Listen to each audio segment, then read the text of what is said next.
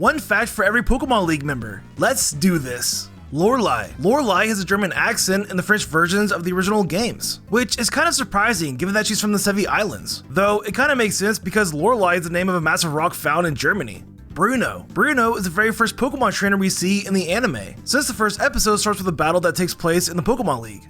Agatha. In the Pocket Monsters manga, Agatha is basically a vampire because she has the ability to transform into a Golbat at will and is trying to suck the blood of Red Fairy throughout her appearances. And also, she's not old. So I guess those channelers at the Lavender Tower that say "give me blood" are actually vampires. Vampires do exist. Richie and Gary Oak. Both Richie and Gary Oak are Elite Four members in the Pokemon Puzzle League, and they are known as Grand Masters. Will might be related to Lorelei in some way, because between the Kanto and Johto games, Lorelei stepped down from the Elite Four to protect Sevii Islands after Team Rocket attacked. And given that both Lorelei and Will have red hair and own a Slowbro and Jinx, she may have just asked Will to take her place.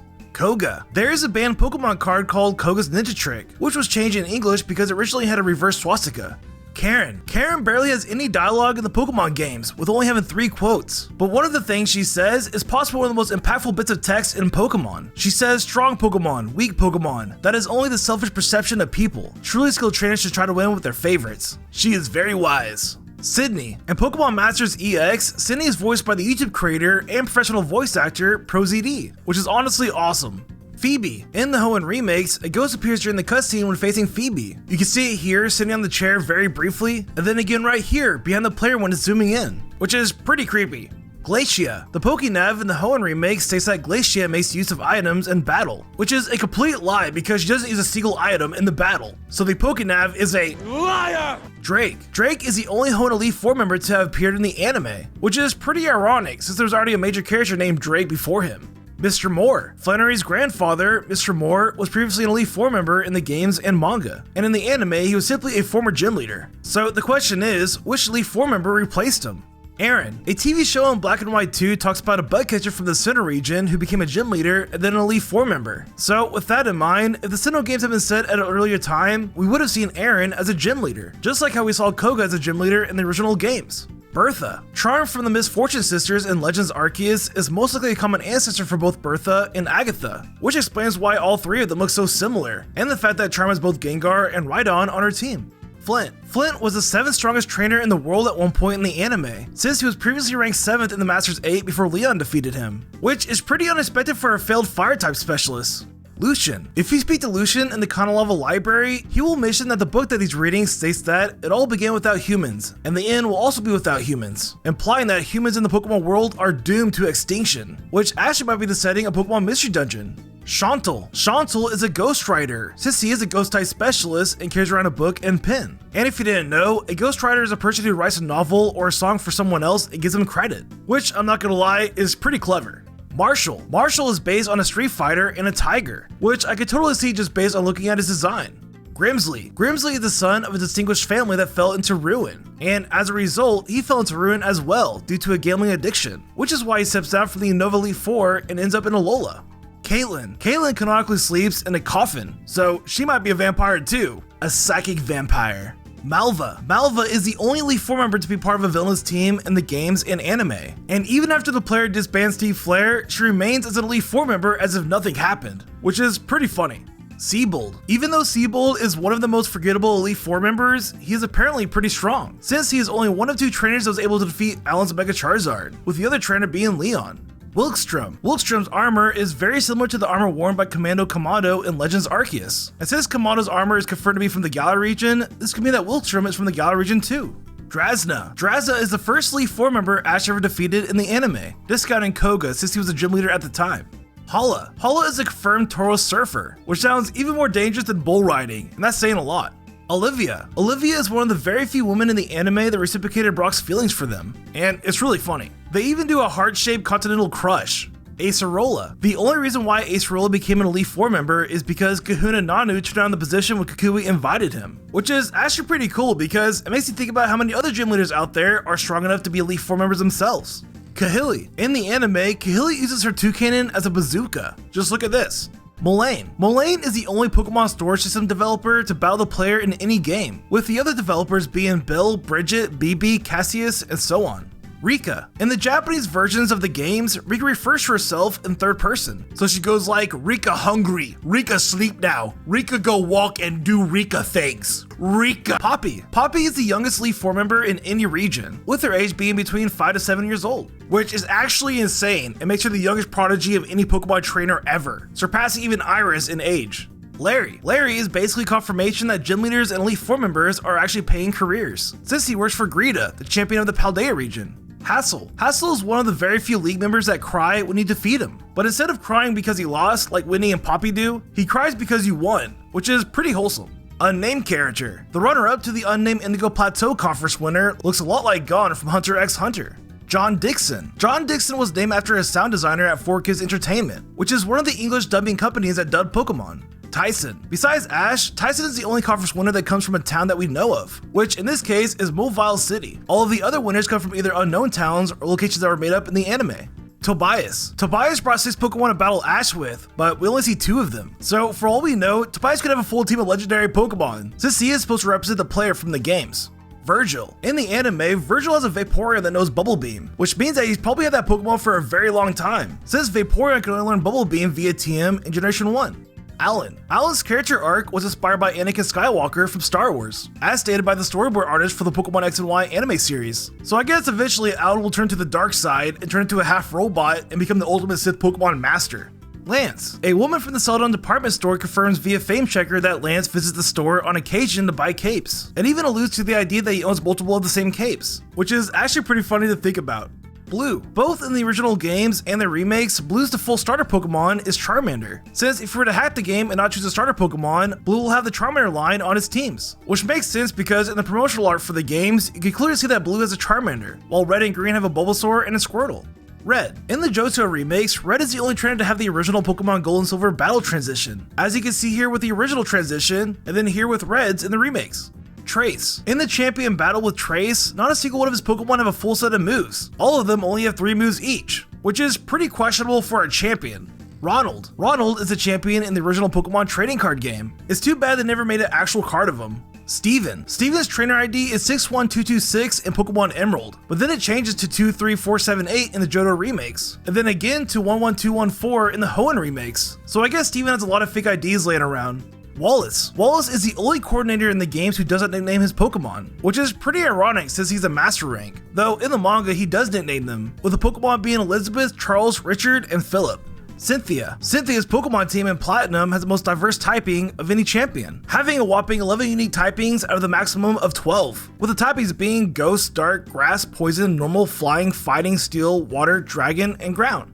Alder. The reason why Alder carries around all of his Pokeballs is because he doesn't know how to operate a PC, which is very boomer of him, and just looking at his design, it seems that he's carrying around 9 Pokeballs, which should be illegal.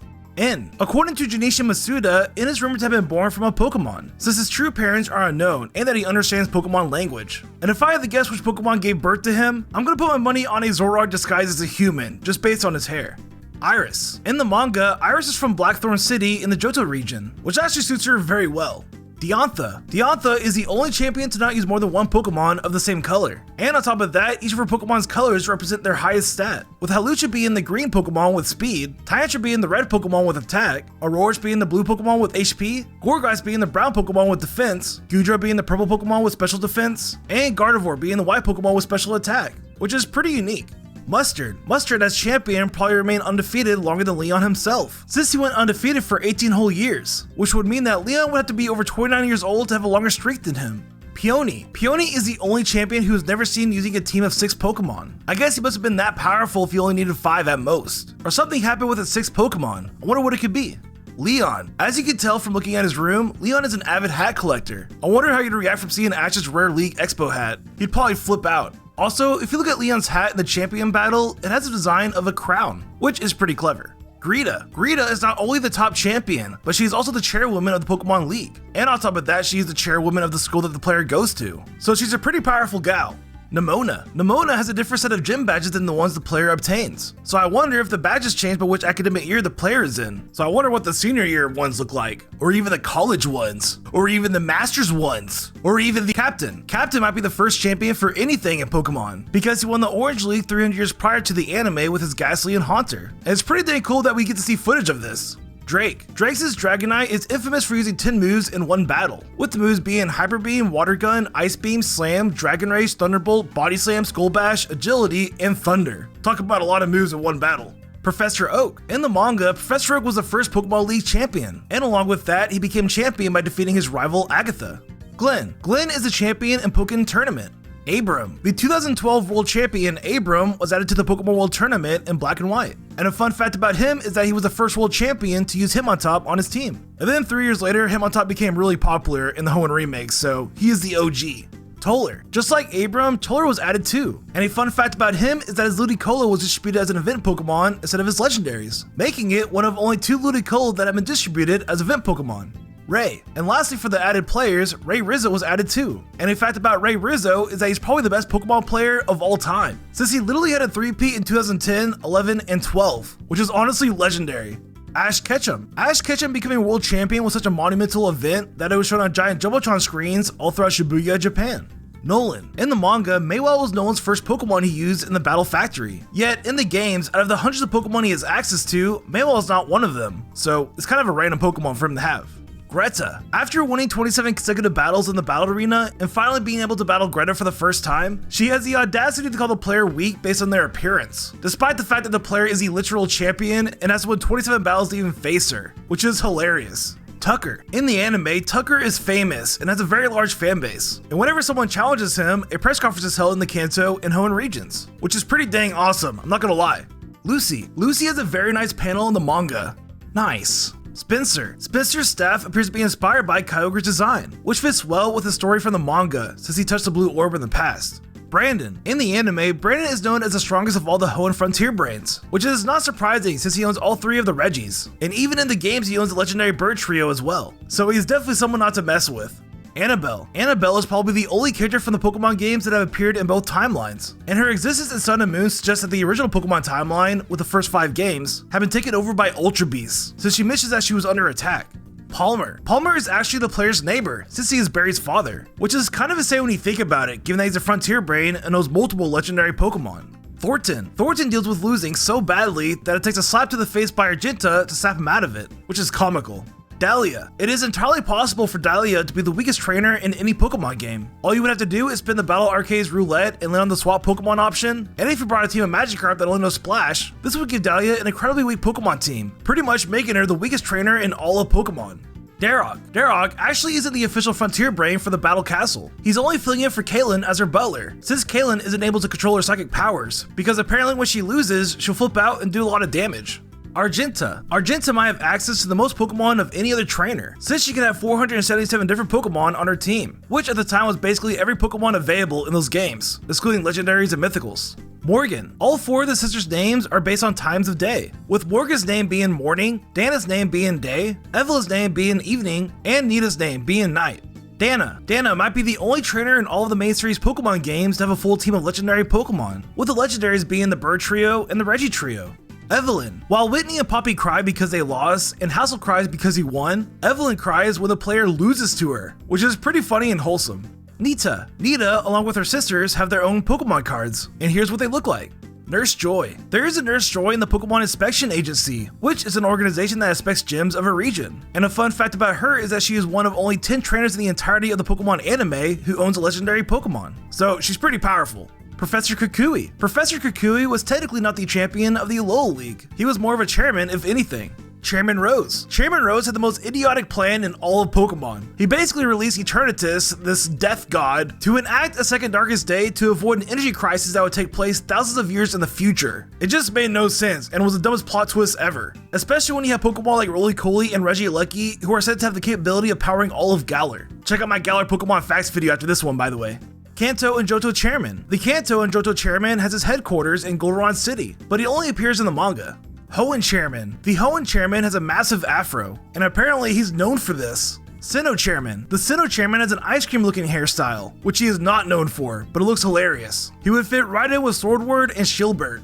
And finally, we have the president of all the Pokemon League, Charles Goodshow. And a fact about him is that we never see him battle, but I have a hunch that he might secretly be the strongest Pokemon trainer of all time. Because how else are you going to become the president of the Pokemon League? I guess money, power, and fame, but I like to imagine that he's the best. It's just cool.